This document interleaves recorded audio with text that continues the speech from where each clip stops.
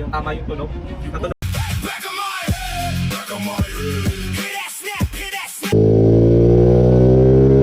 Gawa ko na 2, 3, 4. Number 1, check muna natin bro kung tama. Huwag muna tayo kung okay yung AMR. Parang normal lang. Ngayon, yung nakuha na natin yung idle screw na tamang RPM based on dun sa tunog. Ito na yung pinakamaganda. Kasi naka-loaded naman to or upgraded yung main gear. Pinaka-importante. Para at least mabilis tayo magpainit ng makina. Yes, okay. Kasi bro, FI naman kasi to. Hindi to katulad ng mga carburetor or mga carburador na kailangan natin magpainit ng painit. Ito kasi, pagkili mo bro, naka 71 na tayo. Ibig sabihin bro, almost 5 minutes na ako naka-start. Pero hindi umiinit at hindi pa nagtitik yung radiator natin. Hindi pa ako gumagaling yung fan. Nag-check ang fan natin. Okay, magpapatagtag ulit si Kabro.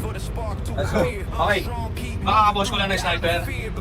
Sabi ko nga sa inyo mga kabro, one of my favorite tuning na ito ng mga motor is mga sniper. Ito, ang build nito, naka-throttle body ito na 32, 34 ata to.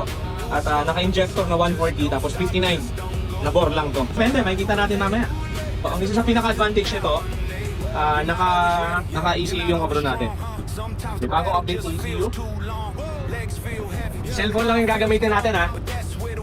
So before, ang ECU ang injector nito nasa 180, pinababa ko lang ng 140.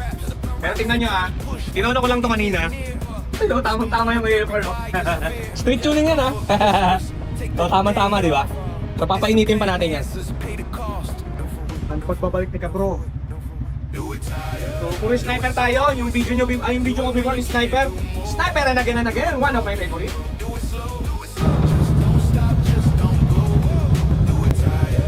Okay mga kabro, another sniper here. So, programmable yung CU to, eraser. 59 lang to, tapos naka 140 na injector. Tapos konting tabat ng head, konting porting lang. Alam nyo ba bakit maganda ang performance ng mga sniper or mga underbone, lalo na sa mga Yamaha? Anong ibig sabihin na ito mga kabro? Ang ibig sabihin na ito mga kabro, idinidikit lang natin yung manufacturing AFR doon sa motor na to. Eh syempre mga kabro, pag nag-adjust tayo ng cams, nagpalit tayo ng black or bore, automatic yung mga kabro, nalilesen yung gas. So yung pinakadulo natin, ayun yung nagsasuffer ngayon. Kaya tayo nag-AFR tuning mga kabro using electronic control unit na programmable at para maitono natin yung tamang potential ng motor. Ibabalik pa rin natin sa tamang potential ng motor. Kasi bakit? Automotive engineer yan.